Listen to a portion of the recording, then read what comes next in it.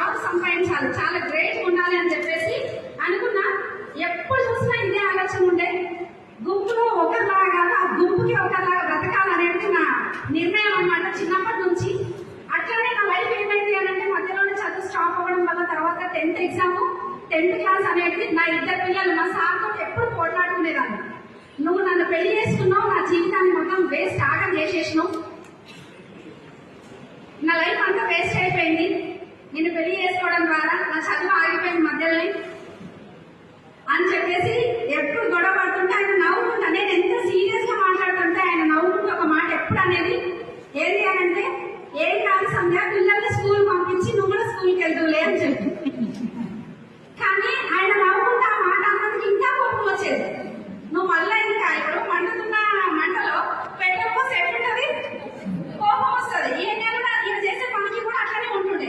కాకపోతే ఏంటి అని అంటే తర్వాత అది అంటే తదాస్తు దేవతలు ఉంటారు అనేది నిజం 100% అండి. నేను సృష్టిని అయితే 100కి 1000% నమ్ముతా. కర్మ అంటుంది కదా, సృష్టికి మనం ఏదిస్తే మనకు అది వస్తుంది, మనం ఏం మాట్లాడితే మనకు అది తదాస్తు దేవతలు ఉంటారని నిజంగా నిజమండి. ఎందుకంటే నేను అన్న మాటనే ఏమైందనంటే మా సార్ అన్న మాటనే అది నిజమైంది. 10th క్లాస్ 2013లో నాది 2007-8 10th బ్యాచ్. కానీ నేను అప్పుడు 10th కంప్లీట్ చేయలేదు. 2013లో నా పిల్లల్ని ఇద్దరిని స్కూల్ పంపించి నేను 10th అప్పుడు కంప్లీట్ చేసిన. ఆ తర్వాత అక్కడ కూడా మళ్ళీ ఫస్టే, అక్కడ కూడా మళ్ళీ క్లాస్ ఫస్ట్, ఎక్సలెంట్ మార్క్స్ వచ్చినాయి.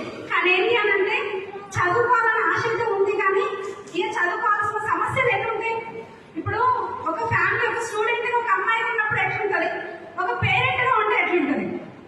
నేను ఇప్పుడు పేరెంట్ని, స్టూడెంట్ని కాదు. అట్లాంటప్పుడు ఏంటి అని అంటే నాది ఏమైందంటే మైండ్ సెట్ డబ్బు సంపాదించాలి.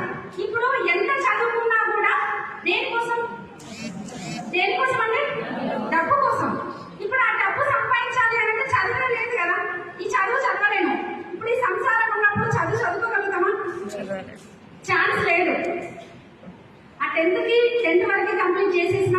ఆ తర్వాత ఏం చేయాలంటే పిల్లలిద్దరిని ఇంకా స్కూల్ పంపించి తర్వాత టైలరింగ్ చేయడం, తర్వాత జస్ట్ 20 రోజులలోనే మిషన్ కుట్టడం నేర్చుకున్నా.